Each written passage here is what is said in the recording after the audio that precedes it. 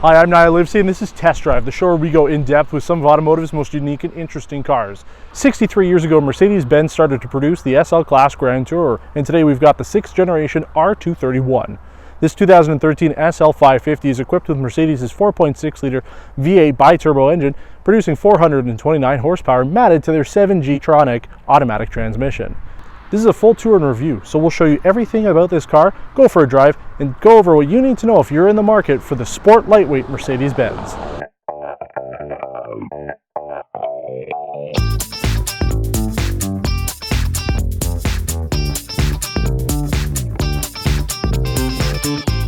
Before we start, I want to thank Performance Mercedes-Benz in St. Catharines for inviting us to test drive their SL550. For a complete inventory, you can visit them online at performancemercedes.ca or in person at 371 Ontario Street in St. Catharines, Ontario.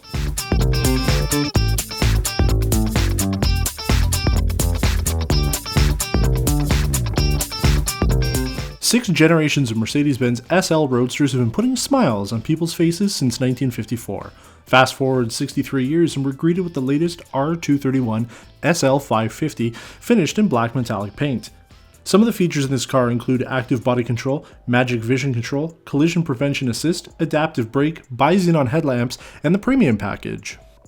The front and rear bumpers include Parktronic parking sensors, heated headlight washers, and the AMG styling package. The trunk is optioned with the hands-free access, which allows you to swipe your foot under the bumper to open or close the trunk automatically. This is a Roadster after all, and the power folding roof only takes 15 seconds to stow away, and it looks really cool doing it. This is actually how long it took. There's no digital effects here to speed up the process. You just have to have the car running in order to be able to open up the roof. Inside, the crystal gray leather contrasts beautifully with the dark ashwood trim, and almost every surface is either leather or wood. The door sills are illuminated as a reminder that you're driving the best or nothing. So let's talk about the interior features. Along the driver's doors, the central locking, seat controls, memory options, and button to control the passenger seat. Power folding mirror controls and the window controls are located below that. The instrument cluster is packed with information with the speedo and tach up front and visible. Above the center console is the auto-dimming mirror with integrated home link and map lights. At the top of the dashboard are the Parktronic sensor indicator lights and the analog clock. Keyless Go is a must for this car. While the Comand navigation system is good and responsive, I'm finding the skeuomorphic interface design to be dated, especially on newer models.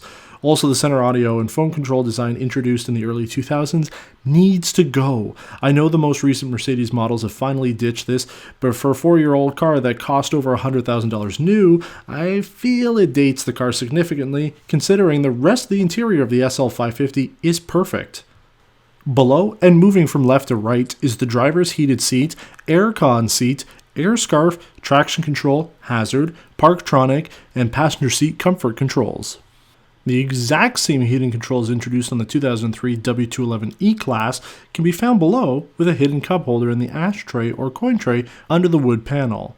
I'm glad that the SL hasn't ditched the gear lever position in favor of some wheel-mounted one. You flick the lever into the position that you want or press P for park. The Sport, Manual, and Eco mode is to the left of the park button, with the active body control, suspension ride height, driving conditions menu, and the Eco start-stop buttons located below that. The Command controller allows you to operate the navigation screen and set up seat controls and quick access via the favorite button. The large U-shaped button is the roof switch, followed by the side windows and the rear windscreen. As is the case with most Roadsters, there's plenty of storage on the inside. The armrest opens up to store small items. Behind that, you've got additional cup holders, and then behind the driver's seat is an additional storage place, maybe somewhere you could put your laptop or tablet so that nobody sees it when you go into the store. Along the driver's door, we find the Harman Kardon speaker, memory seat controls, and the central locking system. And finally, those vents in the back of the seats, that's the Mercedes AirScarf system, which we'll talk about a little bit later. But if you really want to know more about the interior of this car, you're going to need to take it for a drive, and I think that's what we should be doing right now.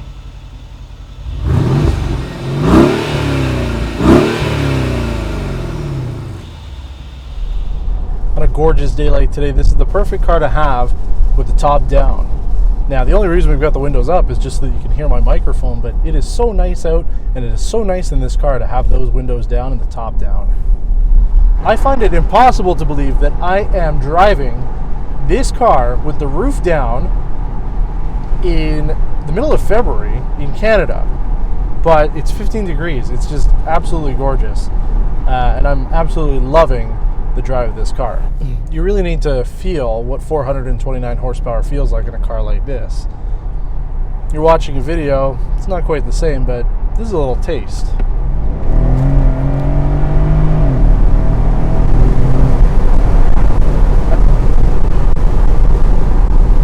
Oh, and it just pulls.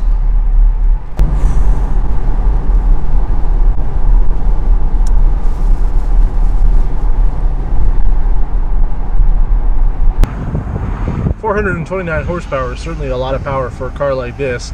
Twin turbo V8, man. Could you imagine 63 years ago when Mercedes started making the SL Roadster and Coupe? I don't think they probably ever envisioned that they'd be getting to... First of all, they probably never thought they'd be putting turbos into these cars, and they certainly didn't think they'd be getting 430 horsepower out of it. It's a lot of power. Fuel consumption, that's a good one to know. All of it. That's all it says. It just says fuel consumption, all of it. This car does more than just put a smile on your face and go fast. There's tons of safety tech in it as well. The car has forward collision detection with autonomous braking. It also has a rear end collision system. It has attention assist, which will tell you if the car thinks you're too tired to drive, and make the navigation show you where the closest place to get gas and get a coffee is. That's cool. Both seats are air conditioned, both seats are heated, and both seats have the Mercedes-Benz AirScarf, which on a day like today, you turn it on and it'll blow warm air around your neck out of the vent in the back of the headrest. That'll keep you warm when you want to have the top down and enjoy the sun.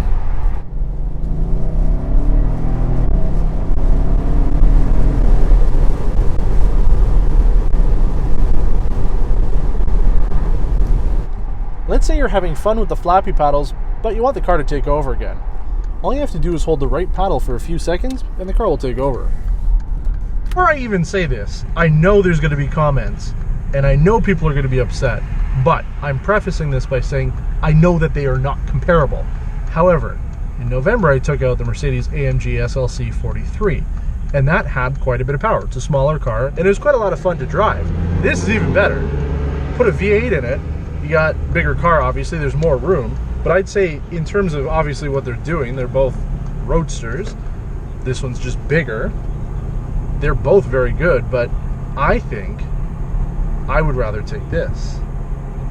You really have a choice. You can either get, for the same price as this, you can get, this is a 2013, so for the same price you can get this car, an SL550 with a bi-turbo V8, or you could get the SLC550. And you get more room with this, you get more gadgets. Oh, oh, oh. Oh, you get power! You get a lot of power. Oh, oh, oh, oh. Yeah, you don't get that. Oh, buddy.